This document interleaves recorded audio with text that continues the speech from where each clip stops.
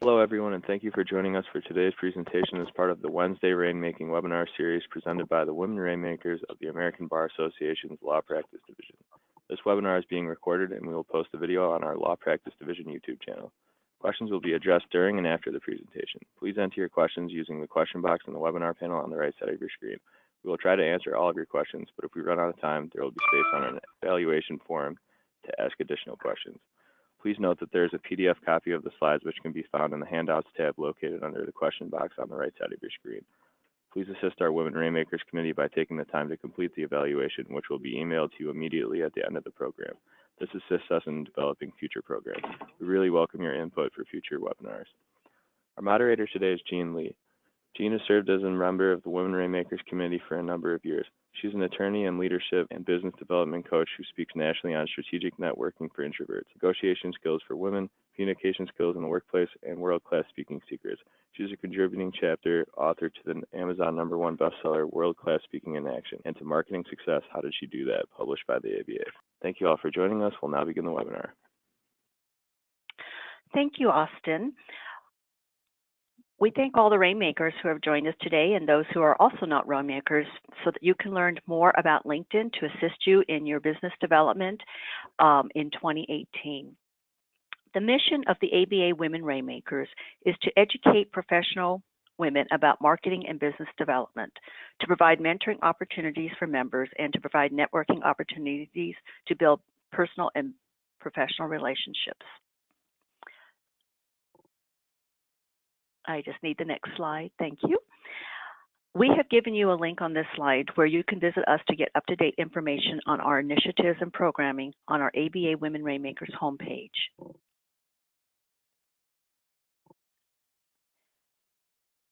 On this slide, we are showing you the marketing book that we put out several years ago, Marketing Success, How Did She Do That? And there is a code on the side to get a 10% discount off on this Marketing Success book. Today, our speaker is Dee Schiavelli. Dee is a national business development consultant, professional speaker, and LinkedIn strategist.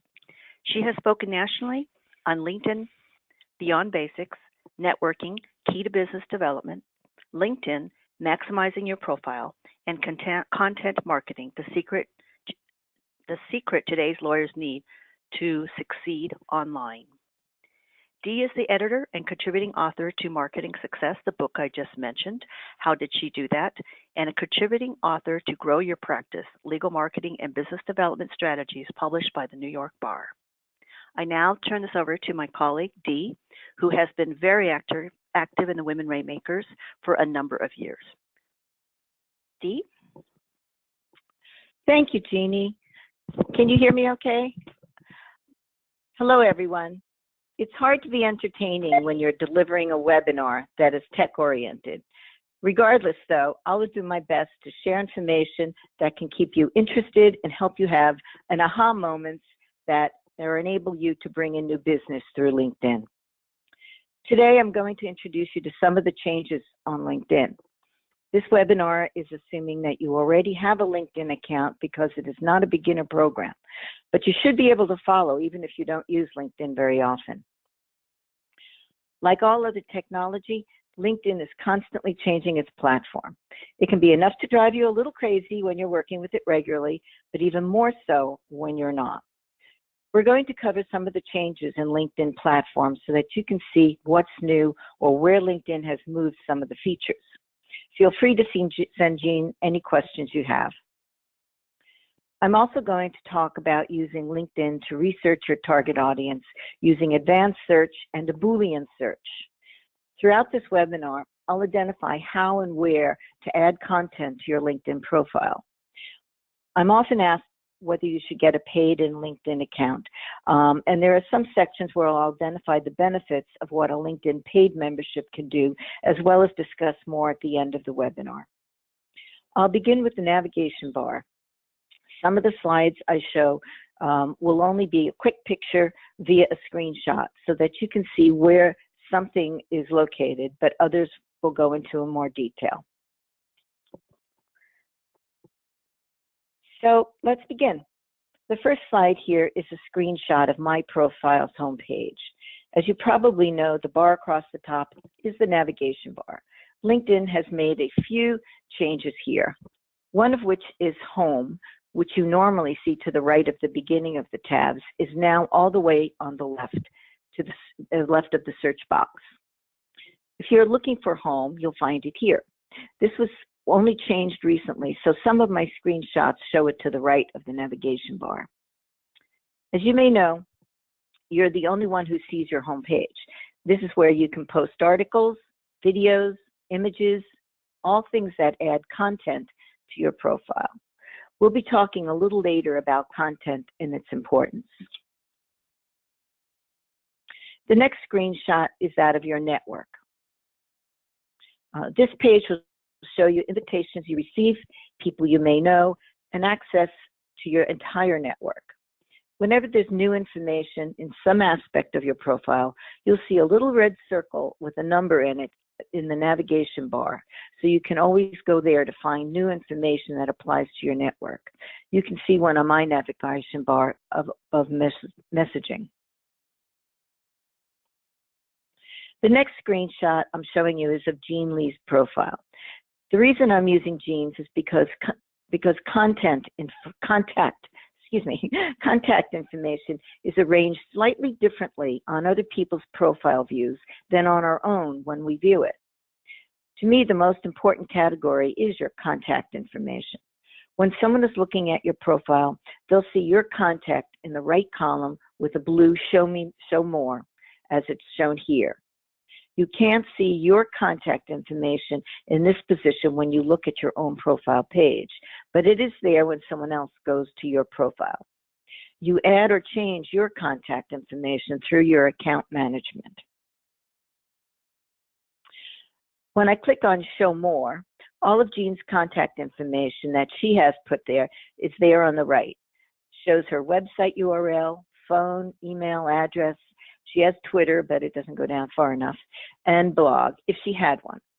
This is really important to keep up to date, and it's often forgotten, particularly when people change jobs. You can also have more than one website or blog, and we'll talk more about a blog later. The next icon on the navigation bar is Jobs. You should know where this information is and what it includes. First, LinkedIn will find your jobs and have them posted through LinkedIn and send them to you based on their algorithms that fit your profile. You can also search for jobs of interest by name or geography using the fields at the top of the screen. Further down, you can find your past searches in case you want to go back to them. You can also find salary for different jobs. And finally, you'll see links to jobs that are posted in LinkedIn that fit your profile. They're categorized by how you fit compared to other applicants. You'll also notice I have a premium account, which means I'll find more jobs from LinkedIn or my search than someone who has a basic account.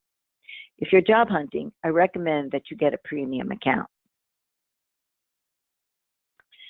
The next icon on the navigation bar is messaging. This is where you'll find messages from and to people in your network. You'll see on my screen shot that 3 people on the left column.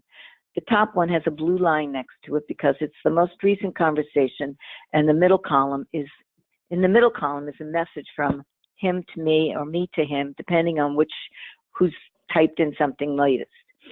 In the right column is a list of the most recent people I have sent or received a message from. These are all in chronological order, so you can see my most recent activity. Messaging is to and from you to someone in your LinkedIn network. You'll also notice on the right that there's a little number next to a few people, and that means that there's been a little bit of correspondence, and this is the latest one. Notifications is the next icon on the navigation bar. This is where LinkedIn contacts you with information about someone in your network. This might be notification of someone's job anniversary, a promotion that they got, or a new position they've taken, or a birthday. This is important because it keeps you up to date with changes people are making and enables you to easily stay in touch. Some of you may remember the old Rolodex where you lost track of people because they changed companies and you didn't know. This doesn't happen if your contacts are in your LinkedIn network. You can respond to the person with good wishes using the default response LinkedIn provides, or you can draft your own response and make it a more personal, which I recommend. Once you have responded to notification, the LinkedIn will note in green on your notification page that you sent them a message. You can see that here on this page with the top person, Jeanne R. A notification may also be when someone likes a post you submitted. This is great information because you want to know what interests your network. You can see here in the center column of that screenshot is from one of mine. The next icon on the navigation bar is your photo and the word me. This will take you to your account and to your profile when you click on this icon. Once open, you'll see in blue, View Profile under your name. Your account appears immediately in a drop-down menu, and you'll see the various settings in it. The two main sections are Account and Manage. Here's the first page of your account in the settings of privacy and communications. This is where you'll make changes to your account, whether it's a phone number or password or adding a language. You can see 3 columns. On the left is the basics, the middle is privacy, and to the right is communication. The basics is what you see here, but it's longer than that fits on the screen, so these are not the only things that are under these listings. You should review these to be sure that they're still accurate, particularly if you've changed jobs. More often we change the job on LinkedIn, but we forget to change all the other details. One item you see under settings is subscriptions. I bring this up because you get more information when you have an account that you pay for. You may want to review it to see what the differences are and consider a free, so you may want to consider a free trial. Beneath account is manage, and then you'll find posts and activity. This is where you can see the articles you've written, posts you've made, and all activity you added to LinkedIn. This is a good way to see the volume of your content. Just under your name at the top of this drop-down menu is View Profile in blue. If you click that, it'll take you to your profile for reviewing and editing.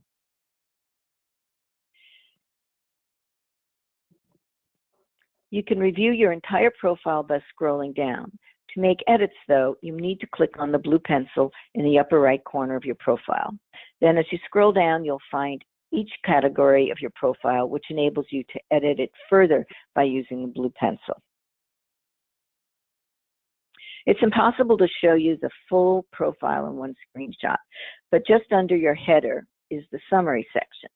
Not all lawyers use summary, but it's an important aspect of your profile because you can expand on your experience and demonstrate how you help clients, along with the types of clients or industries you work with. Only the first couple of lines on your summary will show unless you click See More.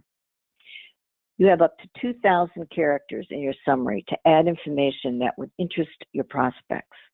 If you're not using summary, you might be missing really important opportunities to attract new clients.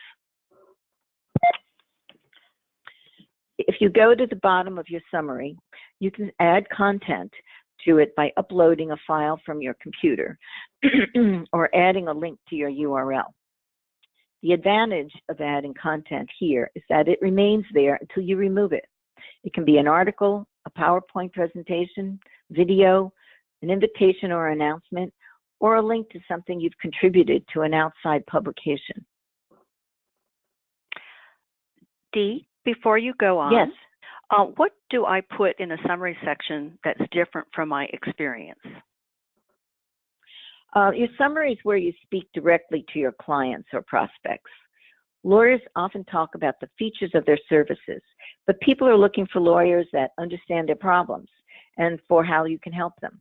So talk about who your clients are and the problems you solve. Tell them how you work with your clients and how you can help them. You don't necessarily need to use the name of your client, but you could say a small entrepreneurial business or a large software company, something along the lines that indicates what kind of a client it was. Thanks. You're welcome.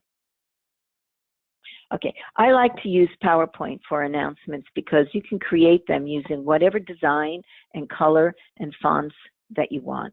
People are more likely to look at something that has design versus all text. PowerPoint is excellent for all announcements and whether a new employee, promotion, or event. Beneath your summary is your dashboard, which can only be seen by you. It tells you how many profile views you've had, how many post views, and how many search appearances you've had during a specific time period. This is very valuable information for you to see the impact you're having through LinkedIn. If you click on the number of profile views, you'll see the people who viewed your profile in recent days, along with companies they work for and their titles. If you click on post views, you'll see your articles and posts that were viewed. And if you go to the number of searches, you'll find the companies that searched for your profile between certain dates, along with the position the searcher holds. All of this information helps you see if you're reaching your audience and having an impact with your visibility and your content. It also provides an opportunity to reach out to them, whether you know them or not. I read a post. Dee, are the posts and articles and summary the only place I can add content? No. You can also add it to your profile under publications. Scroll down your profile, past experience and education, and keep going down to accomplishments. Under that category is publications. To add something, click on the blue plus symbol and select the category you want to drop to the drop-down menu, and then you can add your information there. Okay, great.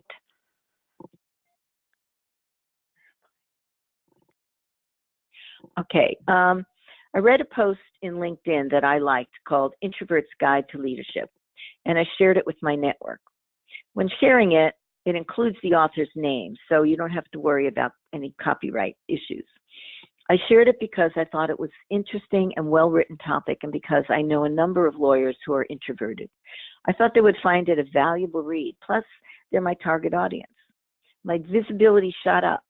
If you share an article, be sure to write a comment to go with it as to why you're sharing it, why people should read it. In this screenshot, you can see the results of that article. People who viewed my post included various law firms. You can see a few of them here, Ropes and Gray, 5 people from Fresh Fields, 3 from Deckert. You can see titles or positions of people. There were 16 lawyers, 9 partners, 7 people in the director. And then also for the geographic region, the biggest audience was from the greater New York City area, followed by Phoenix, Arizona, and Boston. The importance of this is that it tells me that I have reached my audience with this particular post, what they like to read. You don't always have to be the originator of content to share it if you think it would be of value or to suit people's interests or needs. On the navigation bar, next icon is Learning. This is a relatively new tab, and it offers business topics for members. It's new enough that you may not have it yet.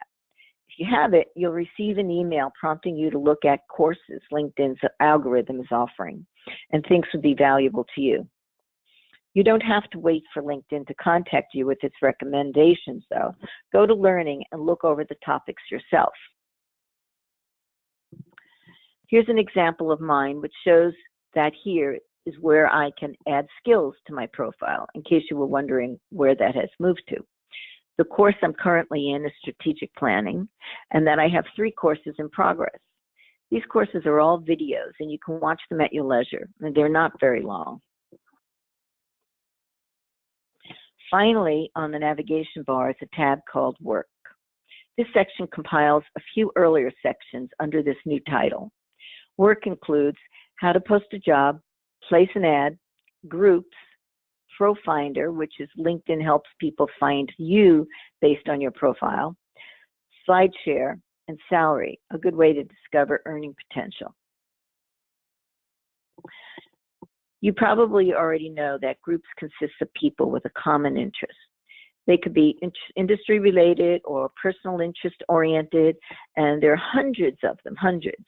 If you become a member of a group, you'll find others with the same interest, and therefore it enables you to reach out and expand your network or find topics that are of interest to these group members. This gives you a chance to share your knowledge with group members as well as build your network.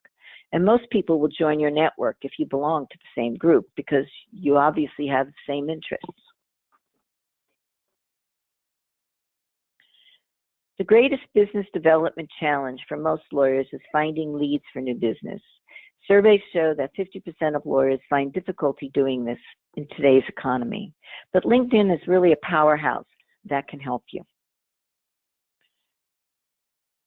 Using LinkedIn, you can find your target audience within the LinkedIn membership by using advanced search, then customizing it, and then reaching out personally to those who meet your criteria. The volume can be huge, so you'll want to narrow your results. Here's how. To use an advanced search, start in the search rectangle on the navigation bar and type in what you're searching for. The results of your search appear immediately below. My search for a lawyer, there was over 39,000 results in LinkedIn. Lot. That doesn't mean there are 39,000 lawyers in LinkedIn, but that there are 39,000 people with lawyer in their profile. As you can see, this is too broad a search to be useful. To the right side of your results is a column to filter your search, which enables you to customize it. By customizing it, you narrow your search to more specific criteria. To reach your target audience, you want to use some or many of the filters provided by LinkedIn, such as connections, keywords, location, industry. Some of these filters are generated by your profile, such as geography and industry, but you can also add new ones if these don't suit you. You also might do a Boolean search, as in this example, and this is really quite interesting. The search section in the upper left, I searched for General Counsel and Fortune 500. I got over 5,000 people who are all in LinkedIn. Nice, but too many names to work with at the moment. Then I used the filter and selected second connections, which, as you know, means I don't know them, but somebody I know does. This brought the list down to just over 1,700, still too many. I narrowed it further by choosing Greater New York City geographic area in the filter, which brought it to just under 300 people. Still too many for the moment, but certainly a reasonable number to look through at another time. Finally, I used information technology as the industry of choice and found 15 people that accurately fit my search. This is a very targeted search resulting in the right audience. Under each person's name, you can see one or more photo icons of people in my network who know my targeted audience. This means I can possibly reach out to them for an introduction. You may notice the second person on this list, because I know you can't see all 15. The second person on this list is Assistant General Counsel from McKinsey. This is an ad from McKinsey because they have positions open, and obviously they paid to show up in this kind of a search. When you start your search in LinkedIn, you get immediate results. By starting with job title followed by second connection, location, industry, and so on, your search will automatically adjust. The next step is to contact those people that fit your criteria in a personal manner. If it's through LinkedIn, use a personalized script. This is your introduction, so plan what you want to say in advance that would interest them in connecting with you. As mentioned before, you can also reach out to your contact for an introduction. Now let's talk about content. By adding content to LinkedIn, you develop credibility by sharing your knowledge, authority based on topic, and trust with those that are your ideal clients. This is why content is so important. Content is the 21st century's law firm marketing tool, not just on LinkedIn, but through internet searches as well. Google has changed its algorithms to find people with good content that matches people's queries. To do this well, create content strategy that captures people's attention. This applies to both LinkedIn and your website. Some recent marketing statistics tell us that high quality content leads to 7% more site traffic. 89% of business-to-business people utilize content marketing for their businesses. People have a problem. They want to find someone with solutions, not just individuals who have keywords. This is the difference between features and benefits. If you already have a blog, great. If you don't, but are considering creating a blog, you should know that 67% of leads are generated by active blogs. 82% of buyers use white papers to make purchase decisions. Keep in mind, though, that most people don't take the time to read long articles unless they're really targeted to their needs. Reasons to add content is that 75% of global business leaders turn to content to research complex ideas. Surveys have shown that 78% of executives go online to look for legal counsel. Therefore, they follow blogs that share valuable information. Even if you think that others have created blogs that cover what your topic is, they don't necessarily have your network. Having a blog enables you to educate your clients and increases your visibility. And as I've mentioned, your blog can be linked to both your LinkedIn profile as well as your website. When planning your content, start by making it the heart of your LinkedIn strategy. Who's your audience? What are their legal needs? What problems do they have? Create it on a consistent basis, perhaps once a month at all possible, and add it to your posts or activity or summary along with your contact section. Focus on quality so that it is valuable to your network by speaking to their needs. It doesn't always need to be original content. Like the article on introverts and leadership, I didn't write it, but once I read it, I knew it would be of interest to my clients and prospects, as it is to many people, and it was. Keep in mind that LinkedIn users are business people and executives from small to large corporations, all looking for information that you have. 50% are decision makers, so be sure you can be found. A brief word about premium subscriptions. They're not that expensive, and they provide you with much more information in every category, whether it's a search or you're communicating with contacts or learning about your target audience or seeing who's looking at your profile. You should check it out and compare the results to what you're getting now. One new client could be worth the cost.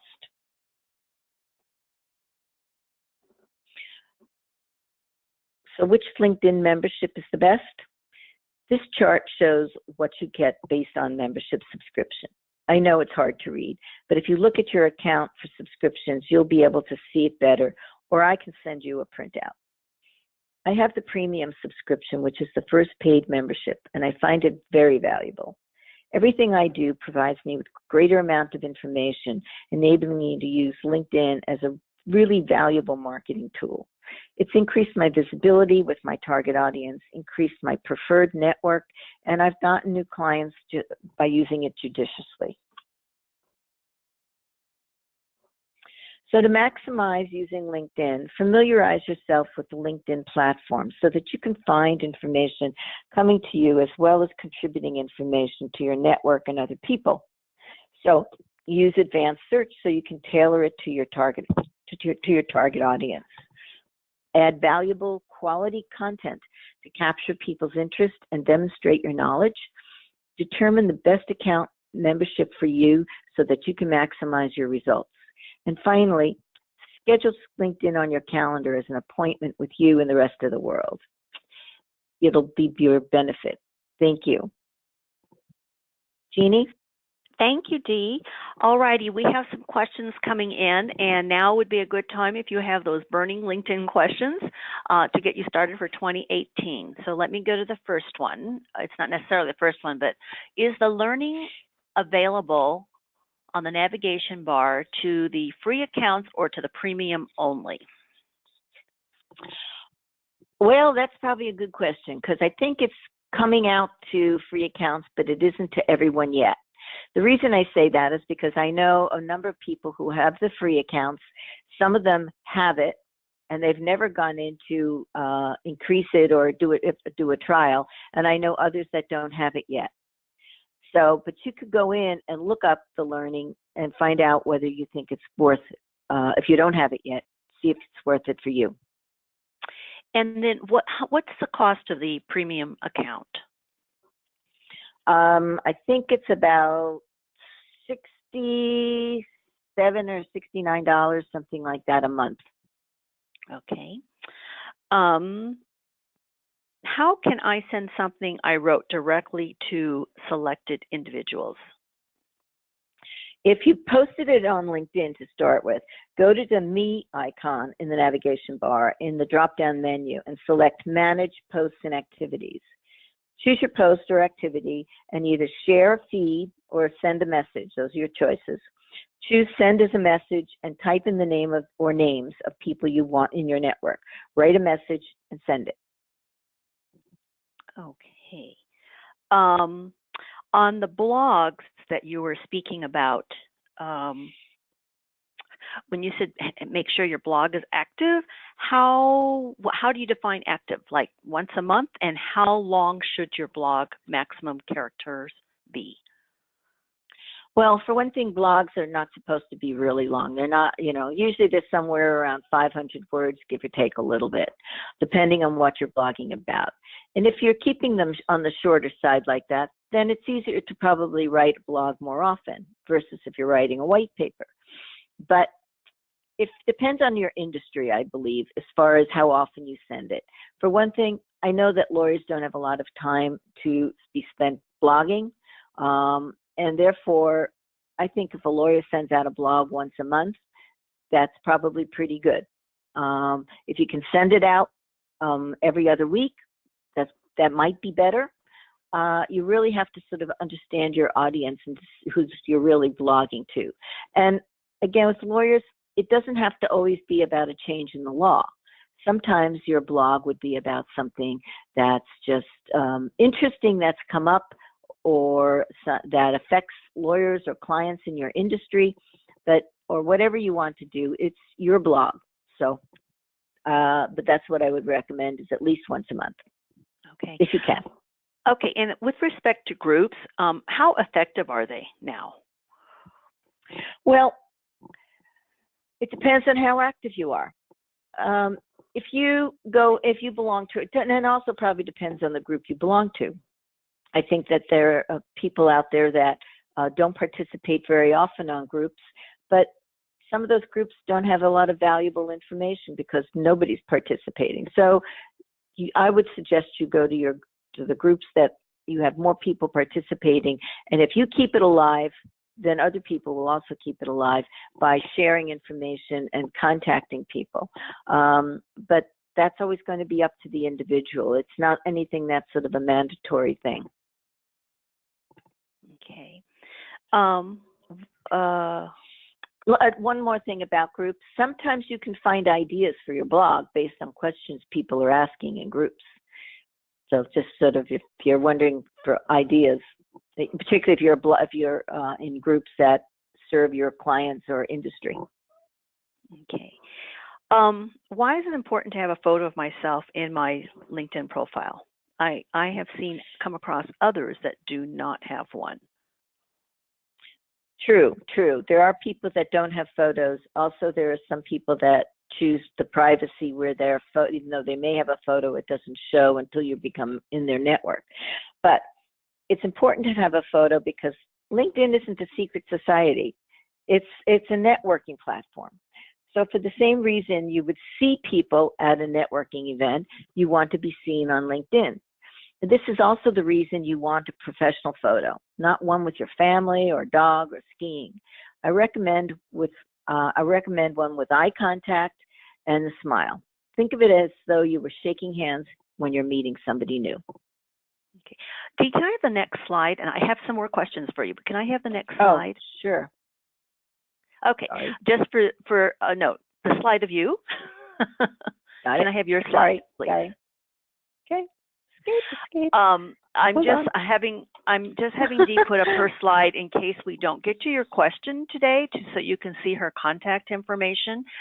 We are going through the questions as we can, but I do want to be sure that you see where Dee's contact information is. Okay, let's see, here's a question. Let's see if I can read this.